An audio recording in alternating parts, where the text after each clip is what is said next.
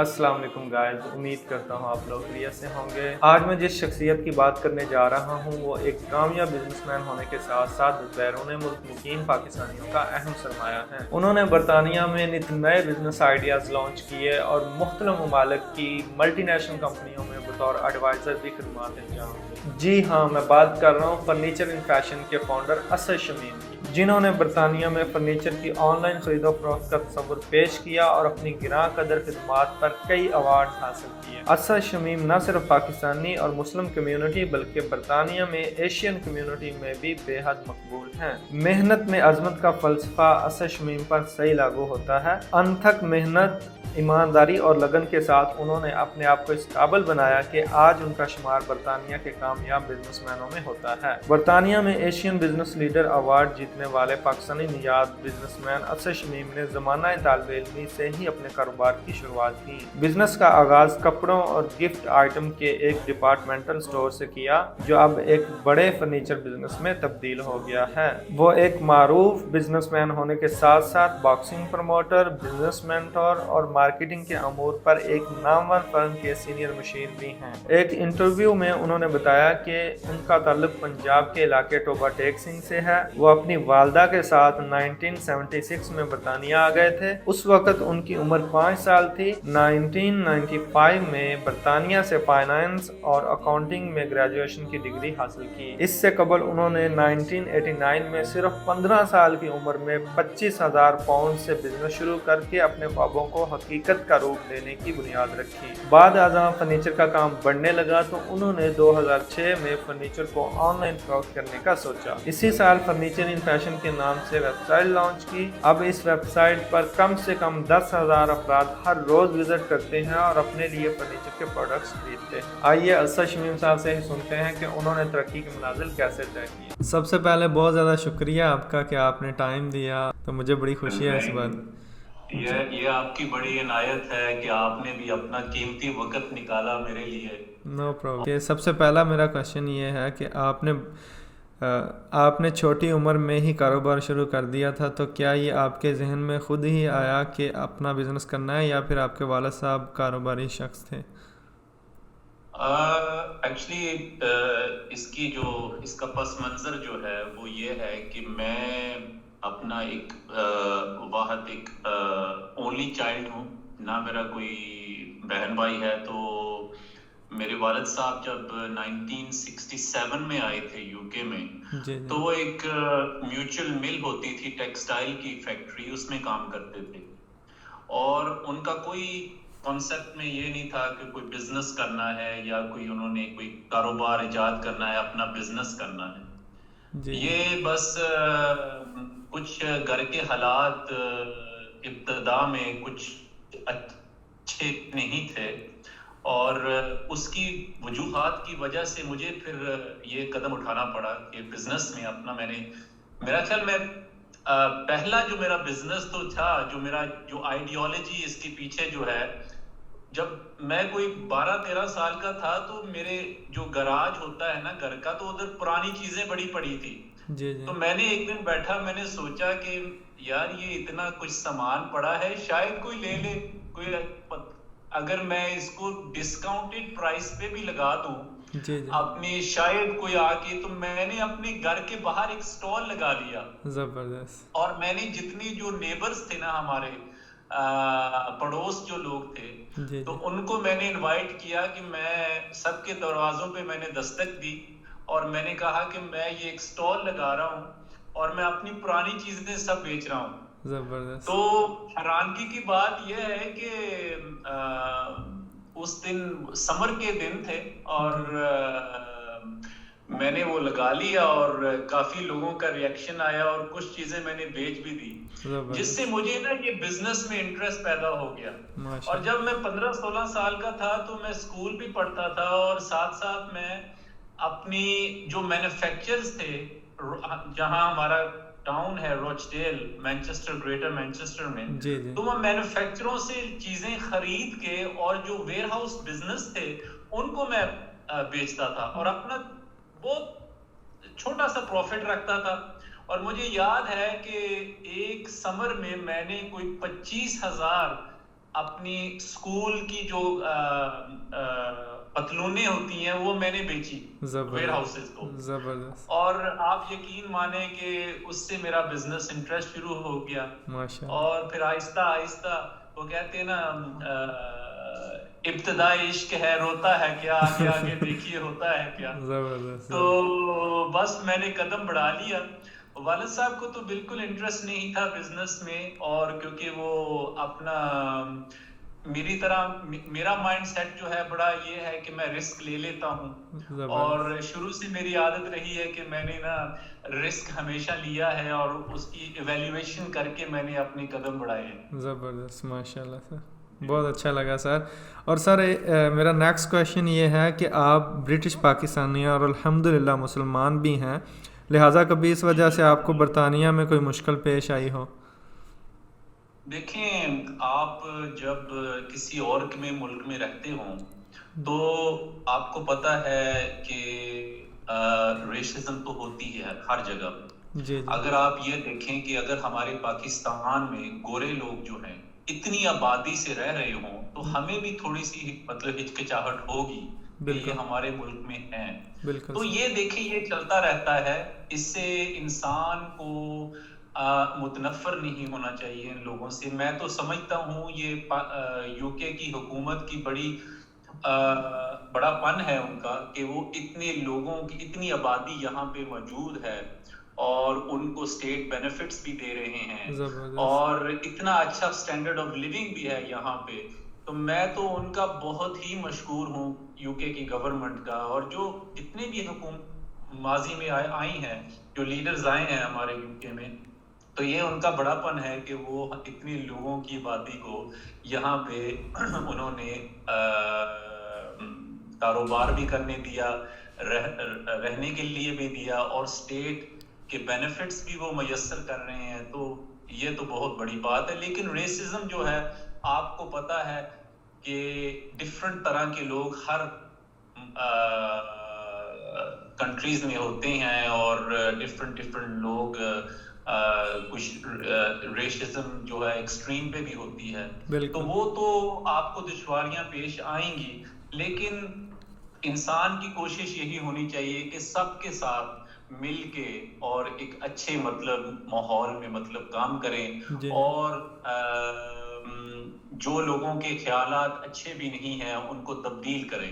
انسان میں یہ کوالٹی ہونی چاہیے کہ وہ اپنے رویے سے, اپنے طریقہ کار سے انسان کو بدل سکے. زبردست, ماشاء اللہ. اللہ سبحانہ تعالیٰ کی رحمت سے آپ فرنیچر کی بہت بڑی ویب سائٹ کے مالک ہیں اور کافی ایوارڈز بھی حاصل کر چکے ہیں. تو پاکستانی نوجوانوں کے لیے آپ کا کیا مشورہ ہوگا تاکہ وہ ملک و قوم کی ترقی میں اپنا بھرپور حصہ ڈال سکیں؟ میں تو ہمیشہ یہ کہتا ہوں, اور یہاں پہ میرے اپنے میں کانفرنسز بھی یہاں کرتا ہوں یو کے میں, اور بچوں کو جو سکولز ہیں میں ان کا میں جا کے ان کو یہ اسپیچز ہمیشہ دیتا ہوں اور بتاتا ہوں کہ جو بھی آپ کام کریں مشقت کے ساتھ اور محبت کے ساتھ کریں, اور جو بھی انسان محنت کرے گا تو اس کا پھل ضرور اس کو ملے گا. اگر تو آپ سمجھتے ہیں کہ آپ کو آ کے گھر میں بیٹھے دے دے گا, وہ کبھی نہیں ہوتا ایسے. آپ کو خود انٹرسٹ لینا پڑے گا, اور جس کام میں جس فیلڈ میں بھی آپ کام کریں آپ محنت کے ساتھ کریں, ایمانداری کے ساتھ کریں. یہ بہت امپورٹنٹ ہے, اور اگر انسان ایمانداری سے کرے گا تو اللہ تعالیٰ بھی اس کے کاروبار میں برکت ڈالے گا. کیونکہ کچھ لوگ ایسے ہوتے ہیں وہ اوور نائٹ جو ہے نا ملینئر بننا چاہتے ہیں. اوور نائٹ مطلب نا وہ کروڑ پتی بننا چاہتے ہیں. ایسے نہیں ہوتا. یہ تھوڑا سا پیشنس آپ کو دکھانا پڑے گا.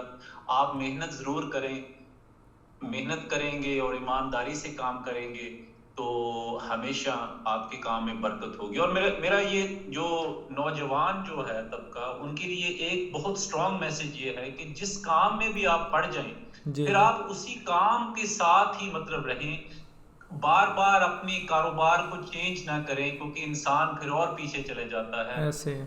جس کام میں بھی آپ پڑ جائیں اسی کام میں آپ اس کو بہترین اور بنائیں, اس میں اور مطلب آپ آئیڈیاز انوویشن کریں اس کام میں کہ اس کا بیسٹ طریقہ اور کیا ہو سکتا ہے کام کرنے کا, تاکہ اگر آپ ایک کام چھوڑ کے دوسرا کام کریں گے پھر وہ چھوڑیں گے انسان پیچھے چلا جاتا ہے اور کبھی کامیابی نہیں حاصل کرتا. ایسے ہی ہے. اور کنسسٹنٹلی ایک کام پہ فوکس کرنا چاہیے, اس کو کامیاب کرنے کے بعد دوسرے کاموں میں انٹرسٹ. یہاں پہ یہ بھی دیکھنے میں آتا ہے کہ ایک ہی بندہ ڈفرینٹ کاموں میں لگا ہوتا ہے, تو اس سے یہ ہے کہ کوئی بھی اچھے سے نہیں کر پاتا.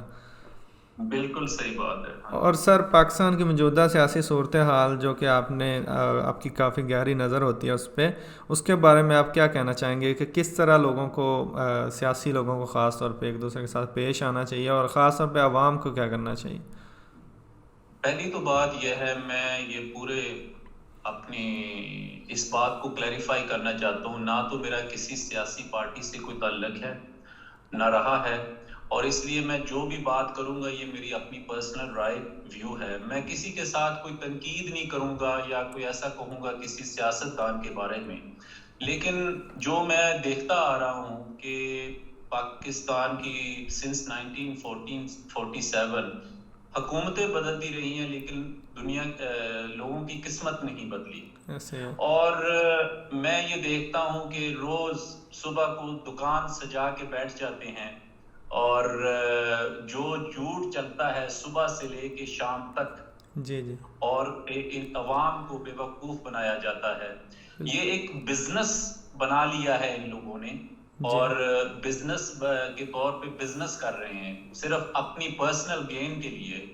لوگوں کے ساتھ محبت ہوتی تو ہم اس دوراہے پہ نہ کھڑے ہوتے اور پاکستان کے حالات بدل گئے ہوتے.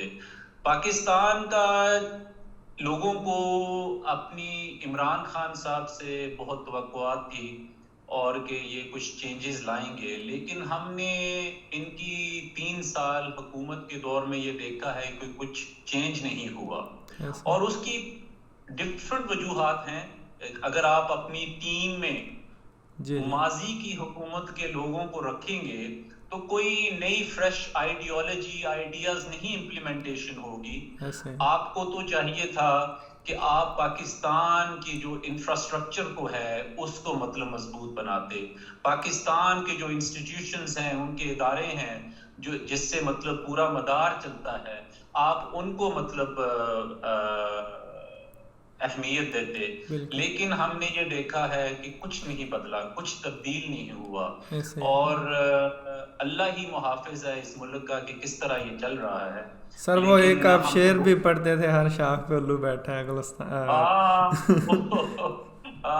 یہ راز اب کوئی راز نہیں, سب اہل گلستان جان گئے, ہر شاخ پہ الو بیٹھا ہے, انجام گلستان کیا ہوگا. ایسے ماشاءاللہ زبردست.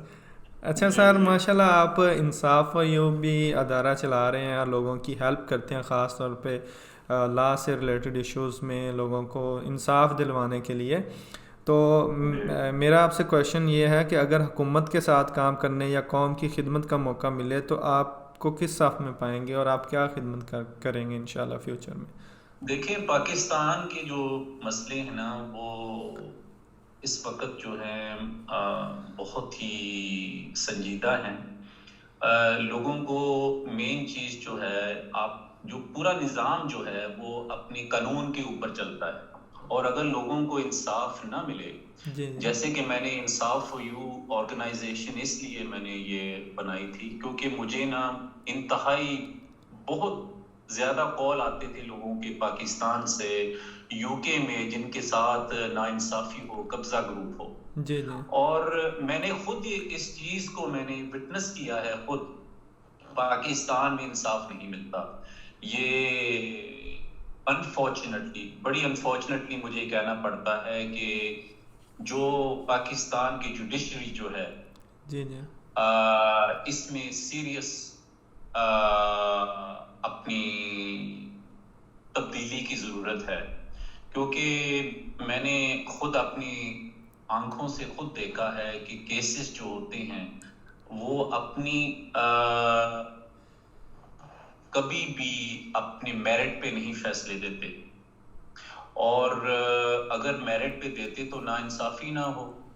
تو ان کے اوپر میں نے کئی بار یہ مشورہ دیا ہے کہ ہر انسٹیٹیوشن کے اوپر ایک کونسل بیٹھنی چاہیے جو ٹوٹلی انڈیپینڈنٹ کونسل ہو, جی ایون جو ججز جو ہیں اس وقت سپریم کورٹ کے ججز، ان کے اوپر ایک سپریم کاؤنسل ہونی چاہیے جن کا تعلق کوئی پاکستان کی جوڈیشری سے نہ ہو، جی جی اور وہ ایجوکیٹڈ اور law abiding citizens with good knowledge of law جو اپنی سپریم کاؤنسل کے اوپر بیٹھیں اور ان ججز کی ڈیسیجنز کو ریویو کریں، تاکہ لوگ اگر اپنی اپیل کرنا چاہیں تو وہ اس کاؤنسل کے پاس جائیں، اس کاؤنسل کے پاس نہ جائیں اپیل، اسی سیم جج کے پاس نہ جائیں اپیل کرنے کے لیے، کیونکہ وہ جج جس نے فیصلہ دیا ہے وہ اپیل اپنے خلاف تو نہیں نہ جائے گا. ایسے تو ہی یہ ایک بہت امپورٹنٹ نقطہ ہے. مجھے ابھی تک اس بات کی سمجھ نہیں آئی کہ ہماری جو اپیلز ہوتی ہیں وہ اسی جج کے پاس جاتی ہیں. ایسے ہی تو یہ ناانصافی ہے.